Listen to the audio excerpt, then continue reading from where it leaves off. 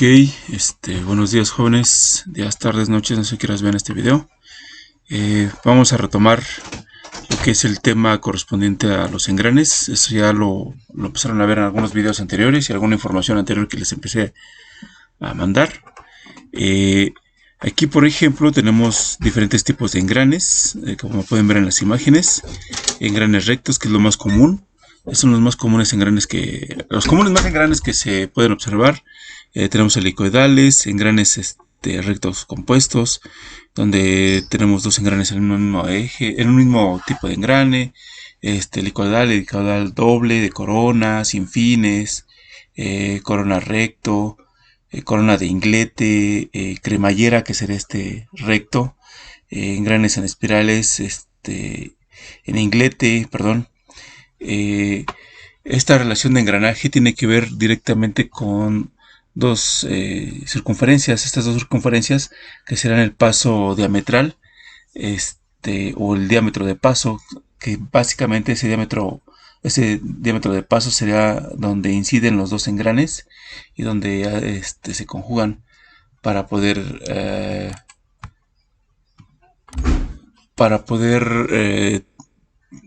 dar el giro. Vaya, aquí en esa unión de los dos diámetros de paso es donde estaremos observando el giro o el diámetro de paso que nos permitirá saber cuál es la velocidad angular de nuestro engrane, ¿no? ¿Para qué requerimos engranes? Obviamente, pues para poder hacer un tren de engranes, el cual nos permita cambiar una velocidad. En una relación de tren de engranes, lo que nosotros vamos a encontrar es que, eh, dada una velocidad de engrane, dada una velocidad de engranaje, vamos a poder cambiar esa velocidad de engranaje por otra, y al cambiar esa velocidad vamos a obtener una mayor o menor potencia, ¿no? Como lo que pasa con los carros. Cuando ustedes tienen un carro, empiezan a manejar su carro, lo que hacen al iniciar es ponerlo en primera, porque obviamente van a tener la velocidad más baja, mucho más baja que las revoluciones que tiene el mismo motor. ¿Eso para qué? Pues para poder hacer que el motor pueda cambiar esa velocidad de engranaje con una velocidad que tiene que ver con mayores revoluciones, ¿no? Entonces el motor del carro va a girar con mayor revolución, pero las llantas van a tener una menor revolución a la hora de desplazarse, y eso ocasionará que esas llantas tengan un par torsional mucho más grande, ¿no? Precisamente por eso los motores que ustedes han comprado para sus juguetitos, sus carritos de control, eh, tienen un tren de engranes al principio, porque lo que están haciendo es cambiar la alta velocidad del motor por una velocidad menor, pero con un torque mucho mayor para poderles permitir el desplazamiento. Bueno, dentro de estas características de los engranes tendremos varias situaciones, ¿no? Por ejemplo, el cubo del engrane sería esta parte donde nosotros tendríamos la parte donde podríamos sujetar el engrane a un eje. Tendremos el diámetro exterior, obviamente, que será el diámetro exterior del engrane. Tendremos el diámetro de paso, que es lo que ya hemos observado. El ancho de cara sería este valor de F, que sería el espesor del engrane. Y ese, ¿cómo lo obtenemos? Bueno, todavía no llegamos a ese punto, pero les adelanto, ese lo vamos a tener que obtener mediante fuerzas. Las fuerzas que tenga el engrane a la hora de tratar de desplazar, ya sea a otro engrane o otro sistema, una cremallera por ejemplo, tendrá que ver con ese valor, ¿no? Tendríamos la longitud del cubo, que esa longitud del cubo, básicamente este valor sería qué tanto tenemos espacio para poder hacer contacto con el eje, ¿no? Extensión del cubo sería únicamente lo que sale del cubo fuera de lo que es el engrane, ¿no? Y el diámetro del cubo, que sería básicamente este espesor, ¿no? Eso también tendría que ver con un diámetro requerido para poder para poder tener lo que será el espacio se me fue, para poner la chaveta, o para poner el tornillo opresor, o para poder poner no sé, algún elemento sujesor que me permita el desplazamiento, ¿no? Desplazamiento del eje con respecto al engrane, ¿no? Que los mantenga. Ahora tenemos lo que son involutas o ángulos de involuta. Ese ángulo de involuta se genera si yo tuviera una cuerda en este círculo, y esa cuerda la tratara yo de empezar a desplazar desde un punto. Esa cuerda empezaría a tratar de irse moviendo, así como estaría el cordón, ¿no? Entonces, esta curvatura de aquí se le llama involuta. ¿Y para qué sirve la involuta? Precisamente para que cuando los engranes o los dientes del engrane hagan contacto, el engrane tenga un recorrido suave, no genere movimientos, ¿cómo se puede decir? Con aceleración y desaceleración. Si aquí tuviéramos movimiento, si tuviéramos un espacio recto del diente, lo que ocasionaría eso sería que el engrane estaría girando con ciertas aceleraciones y desaceleraciones, es decir, como brincos, porque estaría ocasionando que cuando llegue en un punto pequeño, con un ángulo pequeño, se aceleraría, y cuando llegue en un punto donde la cara sea larga y recta, habría un desplazamiento más pausado, ¿no? Entonces, precisamente para eso sirve la involuta. Con esto pues vamos a ver algunas características. Por ahí preguntaban en lo que ustedes estaban haciendo respecto al engrane.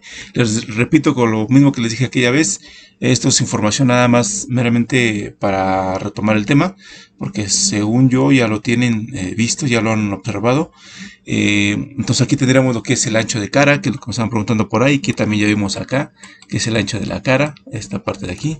Entonces este ancho de cara sería el ancho del engrane básicamente, la superficie exterior, que tendría que ver con el diámetro exterior, del paso circular, donde es el diámetro de paso, de ese diámetro de paso hacia la parte superior, en el engrane, lo que es el engrane, se le conocería como adendum, o altura de cabeza, y de ese diámetro de paso hacia el diámetro de raíz se le conocería como dedendum, o altura de pie. Entonces, eso se le conocía como adendum o dedendum. El espesor del diente sería la distancia que hay entre los puntos que conllevan de diente en el diente, dentro del espacio de lo que es el diámetro de paso. La holgura tendría que ver, tendremos algunas holguras. Por ejemplo, aquí este espacio de aquí se le denominaría como holgura, que tendría que ver con el intercambio de dientes. Y aquí también este espacio de holgura sería el intercambio de dientes, es decir, que del diámetro de raíz al punto donde llega la holgura, es ahí donde habría un espacio hueco que tendría que ver con el engranaje del diente, es decir, el diente nunca va a llegar hasta la parte inferior, ¿correcto? Y entonces acá de este lado tendremos un flanco, que será parte de la misma cara del engrane, y en la superficie de fondo sería esta superficie donde nunca haría contacto el engrane, ¿no? Entonces, como pueden ver aquí, tendríamos esta holgura. Aquí se observaría más o menos la holgura. El adendum y dedendum harían contacto en lo que es el ángulo de el ángulo de la involuta, perdón, el ángulo de la involuta. Entonces, al ir haciendo contacto los engranes, estos harían desplazamiento uno contra otro y generan una serie de fuerzas o esfuerzos que estarían empujando de lo que es el engrane de entrada con el de salida, haciendo desplazar uno con respecto al otro, ¿no? Y entonces los dos girarían en un mismo sentido lineal, pero en sentidos opuestos, con respecto a una velocidad angular, ¿no? Entonces, los engranes precisamente en este desplazamiento generarían lo que es el espacio, o los diferentes puntos de contacto que tendrán los engranes, ¿no? Entonces ya tendremos lo que es el paso. El paso básicamente sería el espacio de un diente a otro, es decir, que de este punto inicial a este punto inicial, desde ahí estaremos midiendo lo que es el paso del engrane o el paso del diente. Ajá. Entonces, esa es la distancia que le daremos como paso. Y ya en este mismo texto que ustedes tienen y que también creo que les volví a mandar, tendrían algunos conceptos como el paso circular, que tienen que ver básicamente con los diámetros, cómo poder tener un paso circular. Esto tendría que ver con sistema inglés, y en este paso diametral pues podríamos tener pasos diametrales normalizados para pulgadas. Aquí este sería para paso grueso y estos serían para pasos finos. ¿Cómo lo definiríamos en esta relación? Aquí podríamos ver cómo se generan algunos pasos, cómo tendremos algunos pasos con respecto a esos valores. Un paso 6 nos daría un engrane más o menos de esas características. Un paso 80, vean cómo sería más o menos, ¿no? Entonces, obviamente, para diente fino, y un paso 28, paso 30, no sé, es algo más o menos de lo que tendrían que haber observado ya anteriormente, pero que tienen esa información más o menos, ¿no? Entonces, del paso diametral, ese paso me va a dar valores también para sistema internacional, y en vez de utilizarlo como paso, lo utilizamos como un módulo métrico. Entonces, en ese módulo métrico sería igual al inverso del paso diametral, ¿no?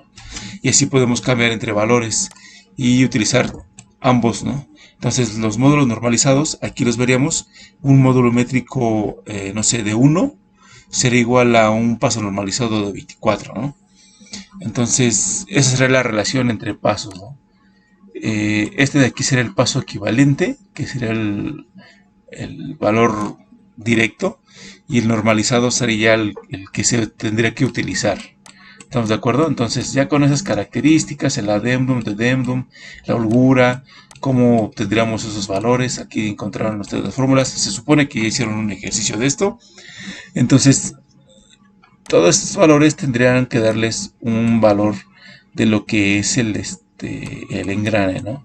Entonces, ya con todas estas fórmulas y todo esto, ya habremos generado un engrane. Pero bueno, ¿y luego de ese engrane qué? Bueno, nosotros tendríamos una distancia entre centros, y esa distancia entre centros me diría que yo voy a tener la distancia entre dos engranes. Eso se refiere a que yo tendría esa distancia, ¿no? Esta distancia entre centros sería la distancia que tengo desde este punto hasta este punto, teniendo en cuenta dos engranes. ¿Cuáles dos engranes? Pues los dos engranes que yo voy a utilizar para poder generar un movimiento, ¿no? Y entonces esta distancia, perdón, entre centros tendría que ver con un diámetro entre un engrane y un diámetro entre un piñón, ¿no? Y lo puedo tener en estas diferentes formas, ¿no? El diámetro entre centros. Y entonces yo tendría diferentes ángulos. Tendría un ángulo de 14,5, que ese ya realmente no se ocupa. El que normalmente se ocupa mucho sería el de 20 o el de 25. Y estos ángulos de involuta serían los que más se ocupan, ¿no? Entonces, de todos modos, aún así también existen todavía valores para los ángulos de 14,5, pero normalmente los ángulos de involuta que más ocupan serían los de 20 y de 25, ¿no? Teniendo las siguientes características, ¿no? Entonces, el ángulo de presión que se generaría para poder para el choque entre estos engranes se daría básicamente con respecto a estos, ¿no? En los dientes de involuta, los ángulos de presión tendrían que ver con los mismos valores, y me daría que me daría un ángulo de presión donde esta línea de acción será la línea que iría cambiando. Aquí la ven así inclinada, pero obviamente mientras vaya girando el ángulo va a ir cambiando dependiente de esta línea, ¿no? Esta línea de acción del ángulo. Bueno, entonces de relación de contacto. Esta relación de contacto me dice cuál sería la cantidad total de contacto que tendría yo con respecto a mis engranes. Y entonces me estaría dando un valor de contacto entre los dientes para saber qué tanto contacto tengo entre esos dos dientes, entre esos dos engranes, ¿no? Lo siento, es que mi perro anda de juguetón. Entonces, para poder tener esa relación de contacto, nosotros tendríamos que obtener estos valores, que sería el radio exterior del piñón, eso ya lo conocen, radio exterior del ciclo del piñón, también ya lo conocen, radio exterior del engrane mayor, el radio del círculo de base del engrane mayor, distancia entre centros, también ya lo saben, y el paso circular. Con todos esos valores metidos en esta fórmula, me daría un valor de relación de contacto entre los engranes, ¿no? Entonces aquí hay un ejercicio que ustedes van a poder revisar y que realmente es muy sencillo, no es nada complicado, ¿no? Entonces, ya habiendo ustedes calculado el engrane y teniendo diferentes engranes, van a poder generar diferentes trenes de engrane, y esos trenes de engrane van a servir ¿para qué? Bueno, yo voy a tener una relación de velocidad. Esa relación de velocidad de los engranes va a estar, se va a basar en qué situación. Yo tengo un par de engranes que estarían haciendo contacto entre ellos. Al estar haciendo contacto entre ellos, la velocidad que tenga el piñón no va a ser la misma velocidad que tenga el engrane. Pero ¿qué velocidad? Bueno, la velocidad tangencial, esta velocidad tangencial, que será una velocidad lineal, es la misma. ¿Cómo se dijo que no era la misma? Bueno, la velocidad tangencial. La velocidad tangencial sí es la misma entre los dos engranes, pero la velocidad angular va a estar en función del radio, ¿sí? Entonces, mientras menor radio tenga, la velocidad va a ser mayor, ¿sí? Entonces, por ejemplo, este piñón, mientras este piñón dé a lo mejor 2 vueltas y media o 4 vueltas, este engrane mayor va a dar una vuelta, por ejemplo, ¿no? Y sin embargo, entre los dos va a existir una misma relación de velocidad lineal, ¿sale? Entonces nuestra velocidad tangencial va a estar dada en función de esta fórmula, ¿no? Velocidad tangencial es igual al radio por la velocidad angular. Y esa velocidad angular va a estar en radiones por segundo, ¿no? Entonces, yo tengo esa velocidad radial, y esa velocidad radial va a estar, me va a dar un valor de velocidad, un valor de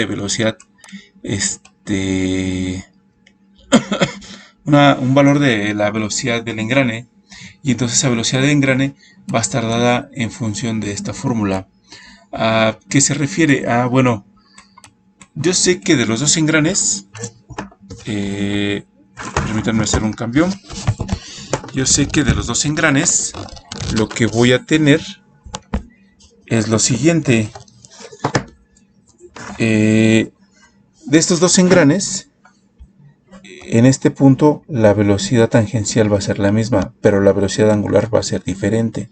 Entonces, si yo tengo en cuenta que la velocidad tangencial va a ser igual al radio del engrane por la velocidad angular del engrane, pero esta misma velocidad tangencial es igual al radio del piñón por la velocidad angular del piñón, entonces yo puedo hacer la misma relación entre ambos, ¿no? Entonces yo sabría que la velocidad angular, perdón, el radio del engrane por la velocidad angular del engrane es igual a radio del piñón por la velocidad angular del piñón. Y entonces aquí lo que yo voy a poder definir es que voy a hacer una relación. ¿Qué relación? Es una relación de velocidad. Entonces esa relación de velocidad va a estar en función de hacer algunos pequeños cambios. Esos cambios me van a dar una relación entre dos situaciones. Es decir, que la relación entre el radio del engrane sobre el radio del piñón va a ser igual a la velocidad angular del piñón entre la velocidad angular del engrane. Si mi ángulo, y esto va a ser una relación de velocidad. Creo que lo ponen así. Entonces esta relación de velocidad va a estar en esa función. Si esta relación de velocidades es mayor que 1, eso significa que tengo un tren de engranes o tengo una relación de engranes que me va a disminuir la velocidad. Es decir, es un reductor. Pero si mi velocidad de engrane, si esta relación de engrane es menor que 1, entonces aquí yo voy a tener un incrementador.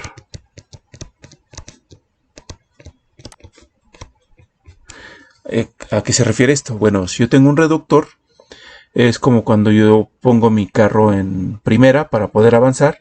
Entonces el motor va a tener mucha más velocidad y la velocidad que yo tenga a la salida va a ser menor. Ese reductor me va a reducir la velocidad de salida, pero al mismo tiempo me va a incrementar esa potencia de salida. ¿Sí? Ya cuando vaya yo caminando con el carro, que quiero avanzar un poco más rápido, veo que el motor se empieza a forzar porque le estoy apretando mucho el acelerador, hago el cambio de velocidades con la palanca de velocidades, y entonces cambio hago un cambio de trenes de engrane, donde ahora la relación de engranajes es diferente, y en vez de tener un engrane de salida mayor, voy a tener un engrane de salida menor que el engrane de entrada. Entonces eso va a hacer que con una menor velocidad que yo tenga en el motor, voy a tener una velocidad de salida mucho mayor, y eso va a poder hacer que el motor o que el carro se desplace mucho más rápido, ¿no? Entonces a eso le llamamos un incrementador, ¿no? Y el reductor, pues, obviamente es me va a dar una velocidad de salida menor, pero con mayor torque. Entonces de ahí es de donde viene el nombre de motor reductor, porque es un motor que tiene un reductor incluido. Es decir, que la salida que tiene de velocidad el motor va a ser cambiada a una velocidad menor todavía, pero se le va a incrementar el par torsional. ¿Sí? Espero que se entienda eso. Vamos a continuar con la información. Dejen quito esto ahorita porque ya no me va a funcionar. Entonces, de ese reductor, entonces yo voy a tener una velocidad. Esa velocidad, relación de velocidad va a estar dada con esta información. Es lo que acabamos de hacer ahorita precisamente. Y entonces, con esa velocidad de relación de velocidades, a mí me va a permitir generar diferentes ecuaciones que me den esa misma relación de velocidad. Entonces esa misma relación de velocidad va a estar dada entre la velocidad angular del piñón, entre la velocidad angular del engrane, ya sea en radianes sobre segundo, o en revoluciones por minuto, o el radio del giro del engrane sobre el giro del piñón, o el diámetro del engrane sobre el diámetro del piñón, o el número de dientes del engrane entre el número de dientes del piñón. Y esta es la velocidad del piñón entre la velocidad del engrane, ¿no? Entonces, esta es mi relación de velocidad. Pero cuando yo quiera tener más de una relación de un par de engranes, lo que yo voy a requerir va a ser un tren de engranes. Entonces, para poder conocer el valor del tren de engranes, yo lo que necesito es generar más de una relación de par. Entonces, por ejemplo, si yo tuviera dos pares de engranes que yo estoy trabajando, por ejemplo, como en este caso, yo tendría dos relaciones de engrane. Entonces aquí, de este engrane A con el engrane B, yo tendría un valor de una relación de velocidad entre estos dos, y entre el engrane C y el D voy a tener otra relación de velocidad, ¿sí? Entonces mi tren de engrane estaría dada por una relación de velocidad 1 multiplicado por una relación de velocidad 2, teniendo en cuenta que la relación de velocidad 1 sería la velocidad del engrane A entre el engrane B. Tengan en cuenta que la velocidad del engrane A será mucho mayor que la del engrane B. Y luego tendrán una relación de velocidad del engrane C con la del engrane D. Igual, la velocidad del engrane C sería mayor que la del engrane D. Pero aquí viene una situación. El engrane B va a estar girando a una velocidad angular, ¿sí? Esa misma velocidad angular va a ser la que tenga el engrane C, ¿sí? Van a girar a la misma velocidad angular, ¿sí? No importa, aquí realmente para la velocidad angular de esta situación no voy a tener en cuenta mucho el radio, porque realmente cuando este punto de aquí gire en un ángulo, ese mismo ángulo va a estar dado aquí, entonces van a girar exactamente a la misma velocidad. Es decir, cuando este punto de aquí gire 180 grados, es decir, que haga este giro y llegue aquí, este punto de aquí del engrane C va a girar igual 180 grados, es decir, que van a tener la misma velocidad angular. Entonces, si tienen la misma velocidad angular, cuando yo multiplique esos valores, NC y NB van a ser exactamente el mismo valor. Y al multiplicarlo, estos dos se van a eliminar. Y lo que me va a quedar aquí a mí es solamente una relación entre el engrane A, la velocidad de entrada del engrane A, contra la velocidad de salida del engrane D. Entonces, ese va a ser el valor del tren de engranes. A eso se le denomina como valor de tren de engranes. Y entonces yo voy a poder encontrar un valor de tren de engranes basado en las mismas en esta fórmula. Básicamente la fórmula que me va a ayudar para mí va a ser esta del TB, que es igual a la multiplicación de los trenes de engranes. Aquí para este caso yo tengo dos pares de trenes de engranes, pero qué tal si yo tuviera 3 o 4, entonces obviamente tendría que tener BR1 por BR2 por BR3 por BR4, ¿no? Queda la misma situación, sería el mismo valor, tendría NA, el valor de la velocidad de entrada, entre la velocidad de salida, es decir, la velocidad última, que es la que yo quiero. ¿Y eso cómo me va a servir? Bueno, teniendo en cuenta que el tren de engranes es el producto del número de dientes de los engranes, si yo lo tomo con respecto a los engranes, el número de dientes como está aquí, el número de dientes de los engranes conducidos entre el número de dientes de los engranes conductores, sería lo mismo que yo tuviera los diámetros o que tuviera las velocidades angulares, y eso me va a dar un tren final. Entonces, ¿cómo voy a utilizar ese valor para poder generar un tren de engranes? Bueno, por principio ya tengo un tren de engranes, vamos a trabajar con este tren de engranes, ¿no? Si yo tengo un tren de engranes donde yo tengo un número de dientes A, que es este, tengo un número de dientes A que son 20 y un número de dientes B 80, 18 y 54. Entonces mi tren de engranes, si yo lo quiero calcular con respecto a lo que ya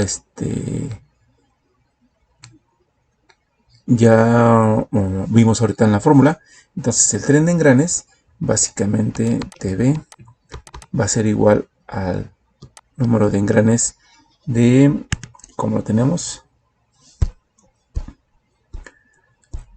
de B sobre A, número de engranes de B sobre el número de dientes de A, y esto multiplicado por el número de dientes de D,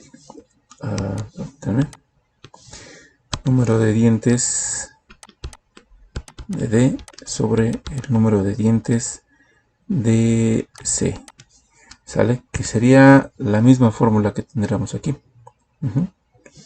Y entonces eso me daría que yo tendría que tener 70 sobre 20 por 54 sobre 18, ¿sale? Si yo hago la reducción de eso, si yo obtengo la división de esos dos valores, serían 70 entre 20, eso multiplicado por 54 entre 18, eso me va a dar un valor de 10.5, ¿sí? Si ustedes ven en el ejercicio, que es básicamente aquí lo que ellos obtienen es que reducen ese primer valor de 70 sobre 20, lo reducen a 3.5 entre 1 y E3 por 1, y entonces este valor al hacer la multiplicación me va a dar 10.5 entre 1, y que sería este 10.5, ¿no? Entonces básicamente mi tren de engranes sería el 10.5, es decir que la relación de velocidad va a ser 10 veces mayor, ¿no? 10 veces mayor si fuera un incrementador, o 10 veces menor si fuera un reductor.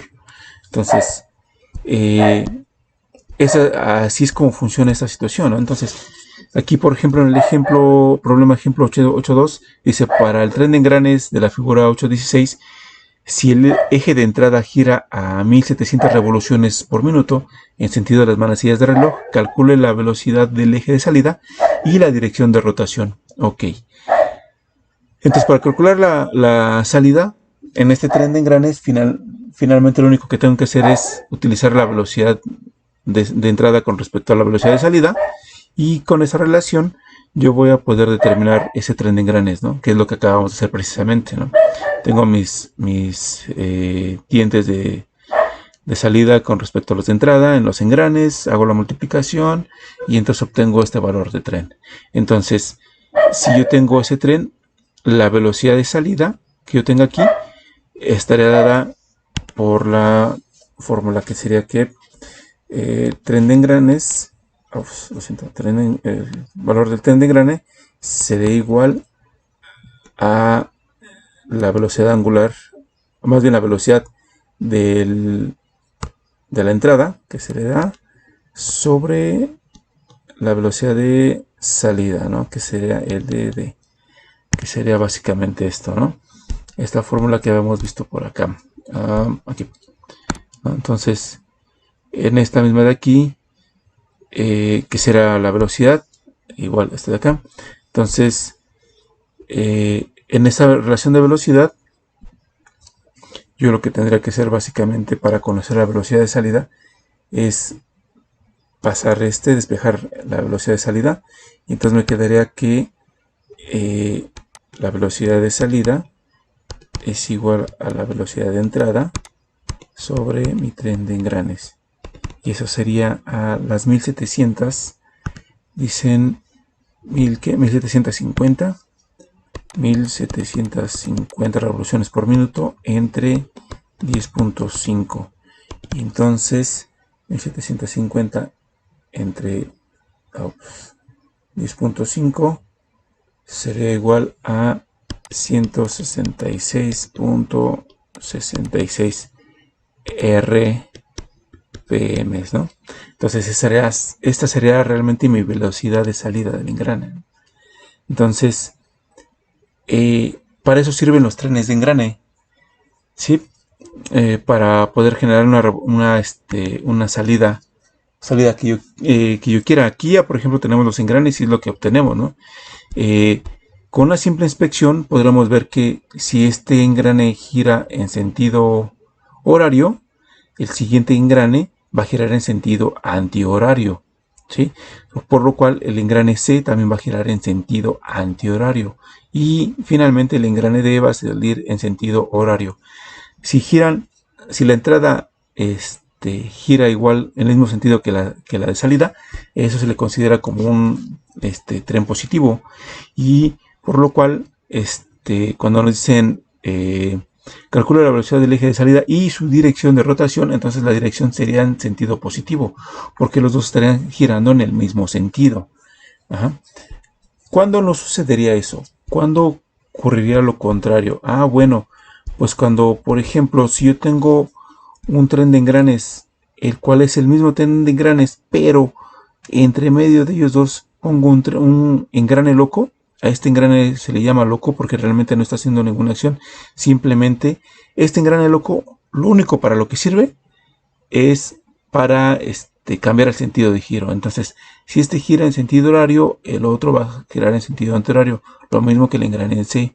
Y entonces el engrane loco va a hacerme el cambio de giro, ¿sí? Entonces tendría un cambio positivo con respecto a la, pero finalmente, como se está haciendo contacto con el último engrane, el engrane de salida, la velocidad de giro sería totalmente contraria, y entonces eso me daría una un giro por completo diferente, ¿no? Entonces, eso es lo que haría mi tren de engranes. Si se dan cuenta, en este ejercicio nos pide exactamente lo mismo, pero ahora tenemos diferentes, ¿no? Entonces tendríamos nuestro tren de engrane, correspondería con 3. El B, la relación de velocidad 1 sería la relación de velocidad entre estos dos, entre el engrane A y el engrane B. La relación de velocidad, la siguiente, sería entre BR2, sería entre el engrane C y el engrane D. Y la tercera relación de velocidades sería entre el engrane D y el engrane E. Entonces, si se dan cuenta, es exactamente el mismo. Es el mismo valor de tren de engranes, porque ocurrirá lo mismo. NA con ND se cancela, NC con NE se cancela, y lo único que me quedaría hacer en esas dos. Y finalmente esas multiplicaciones me darán el mismo tren de engranes, pero ahora el sentido, aquí la velocidad sería, el sentido del engrane o de giro sería negativo, porque estaré yo en un cambio de giro. Es decir, que la posición de giro del primer engrane, el sentido de giro, perdón, no sería el mismo que el sentido de giro del engrane de salida, ¿no? Entonces sería totalmente diferente, ¿no? Eso sería lo que estaría generando mi tren de engrane.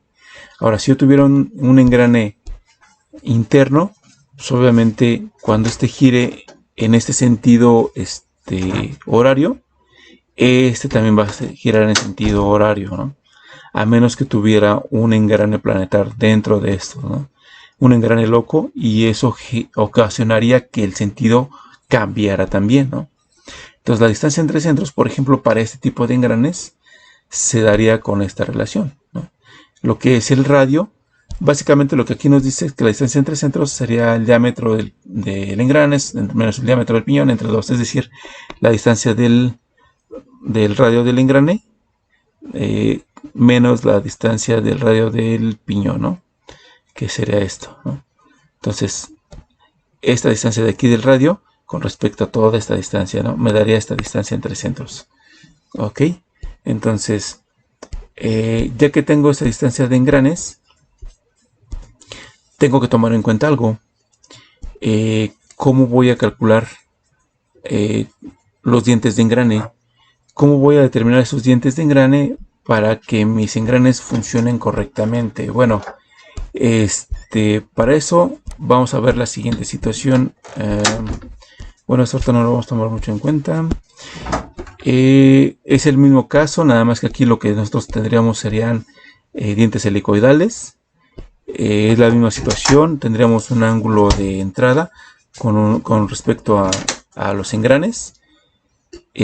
También tendríamos un ángulo de involuta, pero tendríamos un ángulo de entrada, que ese me daría el ángulo de la hélice, ¿no? Y obviamente las fuerzas cambiarían, porque ahí tendría dos valores de fuerzas, una que sería en sentido axial con respecto a X, y otro que sería en sentido del mismo giro del ángulo, ¿no? Las dos fuerzas que me estaría dando. Bueno, pero por ejemplo, para lo que es los mismos engranes que estábamos viendo ahorita, a otro caso, por ejemplo, lo que es un engrane sin fin. Este engrane sin fin es mucho más pequeño. No lo encuentro por aquí. Déjenme ver si lo tengo.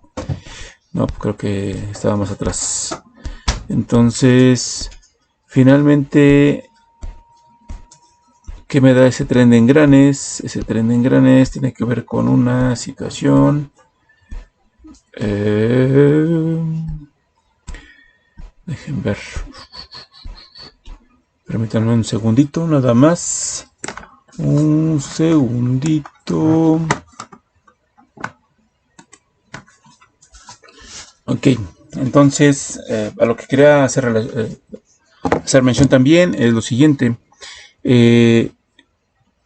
Para que no haya conflicto con mis engranes, voy a tener que tener algunas consideraciones. Por ejemplo, una de ellas sería la siguiente. Si yo tengo un ángulo de involuta de 14,5, la profundidad total, número de dientes mínimo que tengo que tener para poder trabajar con una cremallera serán de 32. No puedo tener un engrane menor. Si tengo una involuta de 20 grados, el número de dientes mínimo que debo tener es de 18. Y si tengo una involuta de 25, el número de dientes mínimo es de 12. ¿Sí? ¿Por qué? ¿Cuál será la situación de eso? Bueno, cuando tengo un contacto de los engranes, cuando tengo contacto entre estos engranes, cuando estos engranes hacen contacto entre los dos, entre lo que es la parte inferior del diente con el diámetro superior del diente, va a haber un pequeño rozamiento, y ese rozamiento va a generar, muchas veces genera que los engranes tengan una pequeña aceleración y desaceleración, lo mismo que le estaba mencionando hace rato, por lo cual en esos engranes se genera un pequeño chaflán, un desbaste, es decir, el chaflán normal de mi engrane sería esta línea punteada, pero se les hace un pequeño socavón precisamente para que cuando el engrane pase por aquí y haga contacto con el diente, con el otro diente, este espacio quede libre y no haya ningún conflicto entre los dientes, y eso no me genere aceleraciones y desaceleraciones, y eso tiene que ver también con el diámetro de los dientes. Entonces, para esas situaciones, si yo tengo un engrane que tenga un número diferente, menor que los que se está mencionando aquí, contra una cremallera, lo que me va a generar es que en algún momento dado, ese cambio de velocidad y aceleraciones y esa diferencia de engranes me va a ocasionar que se lleguen a trabar, es decir, que lleguen a tener un contacto tal que choquen los dientes, ¿no? Que haya un conflicto entre los dientes. Entonces, también, por ejemplo, para un diámetro de 20 grados de involuta, el número de dientes del piñón, por ejemplo, debe ser mínimo de 17 contra un máximo de 1309 para ¿no? Por ejemplo, si yo tengo uno de 16, debe ser 101, ¿no? Y así sucesivamente. Esa tendría que ser la relación de dientes que tiene que ver uno con respecto del otro, ¿no? ¿Qué pasaría si no respetara eso? Pues obviamente habría algún pequeño conflicto, ¿no? Entre los dientes. Y entonces, si yo tengo ese pequeño conflicto entre dientes, lo que me va a generar va a ser que los dientes lleguen a tener ciertas velocidades, y en esas velocidades los dientes van a chocar y van a generar impactos, y esos impactos van a terminar por destrozarme los dientes del engrane, ¿no? Entonces hay que tener en consideración esto para cuando se genere un tren de engranes. Bueno, ya es suficiente, creo, ahorita con esta información, para no pasarme de exceso con el tiempo del video. Lo dejaré hasta aquí, y en el siguiente video ya generaremos un tren de engranes, pero ya con algunas solicitudes que yo quiera. No nada más calcular la velocidad que yo tenga entre un tren de engranes, sino generar un tren de engranes con respecto a necesidades propias, ¿no? Entonces, pues muchas gracias por observar el video. Nos estaremos viendo en el siguiente, y que tengan un bonito día. Bye.